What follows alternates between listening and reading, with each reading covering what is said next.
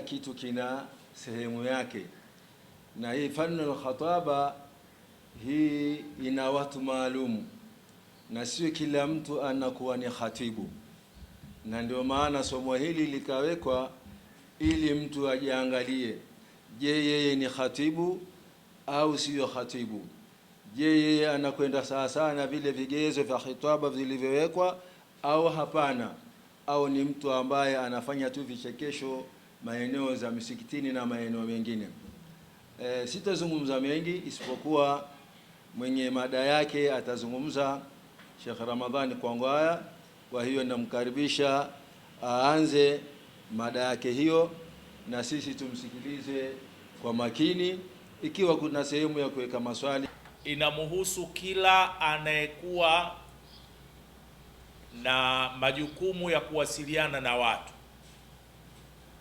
Fani hii haidhibitiki kwa wale wanaosimama kwenye majukwaa ya membari peke yake.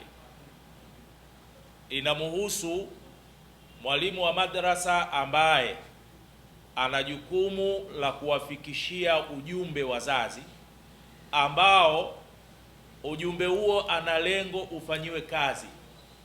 Sasa namna ya uwasilishaji na kuweza kuwatengenezea mazingira ya hamasa na kuitekeleza lile jambo ambalo analikusudia, inamhitaji huyo mwasilishaji awe na fani ya khitaba.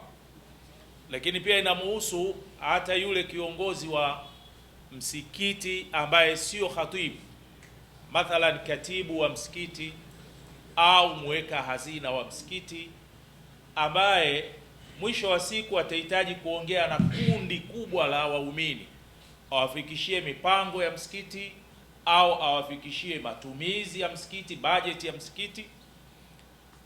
Ukiwa tu unazungumza na watu, una wajibu wa kuijua fani hii ya ufikishaji. Ni fani inayomkutanisha mtu na kundi la watu katika jamii.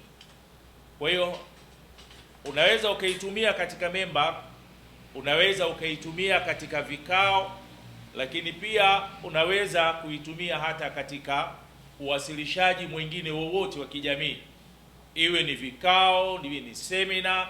Pale unapotaka kuwasilisha mchango wako ukiwa na hii fani, ukiwasilisha, unawasilisha katika utaratibu ambao wengi waliopo pale watauelewa na wataona ni mfumo uliokuwa sahihi wa uwasilishaji. Kwa hiyo tunahitajia fani ya al-khataba. Al-khataba, kama alivyosema mwandishi wetu hapa kwamba ni khataba ni neno la Kiarabu ambalo linachukuliwa katika imma fi'li ya khatuba au fi'li ya khataba. Ukisema khatuba, maana yake alqa ilayhim al-khataba, amefikisha kwao khutba, au alqa ilayhim al-kalam, amewafikishia mazungumzo. Lakini khataba kwa maana yakhtibu au yakhtubu, fi'li hiyo itakuwa inaenda ikibeba moja kati ya maana mbili: imma at-taqaddum ila mra'atin li talabi zawajiha, ambayo masdari yake itakuwa khitba, posa. Ukisema khataba yakhtibu, maana yake ameposa, na ukisema khataba yakhtubu, maana yake ametoa hutuba. Kwa hiyo kwenye khataba itakuwa ni mushtarak, imma at-taqaddum ila talabi zawaj au imma al-ilqa, kufikisha muhadhara.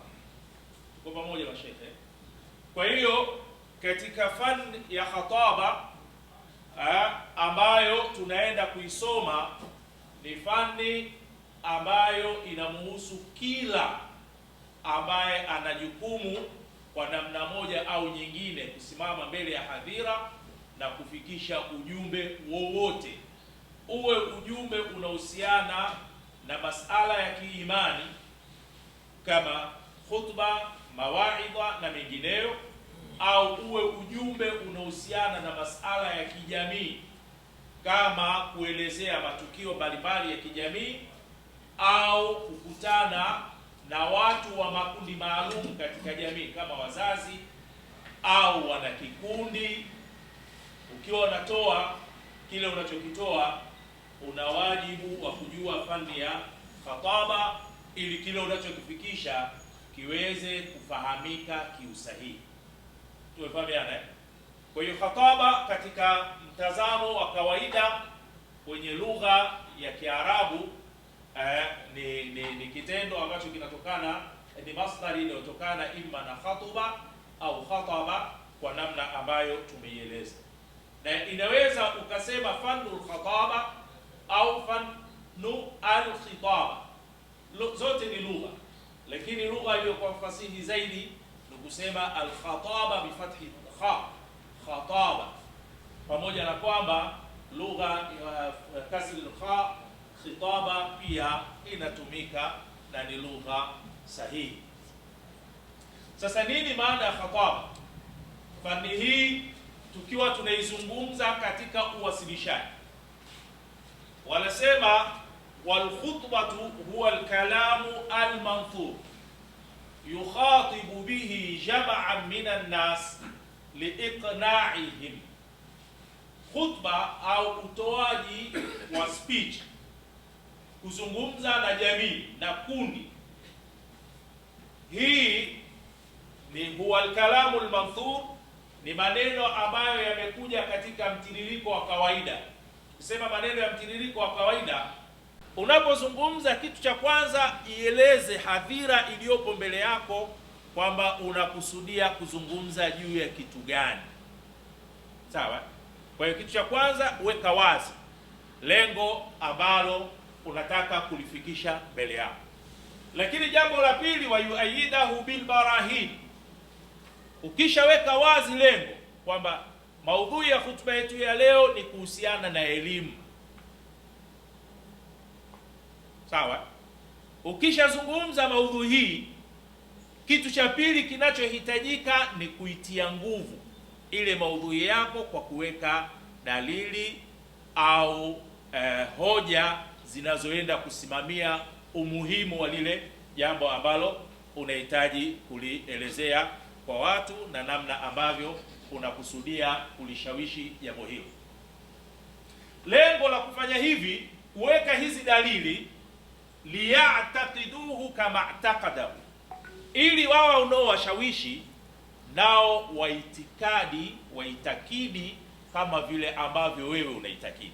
Mimi nimepanda nikiwa na imani ya kutaka kuifikishia jamii kwamba maisha bila elimu ni jambo lisilowezekana. Sawa? Kufanya ibada bila ya elimu ni jambo lisilowezekana, lisilo sahihi. Mathala. Sawa? Sasa vipi unaenda kulitengeneza hili jambo ili huu ufahamu wangu na hawa nao wafahamu hivyo? Hiki ninachokiamini nataka na wao waamini hivyo.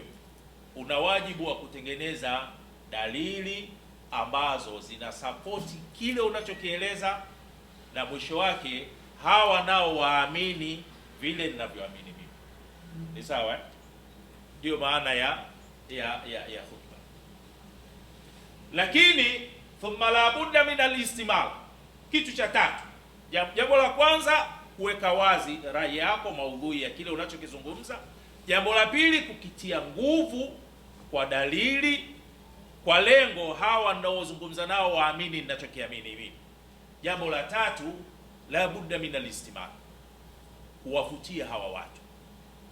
Unawavutia katika utekelezaji, katika usimamizi, katika ufanisi wa jambo hilo ambalo wewe unaliamini.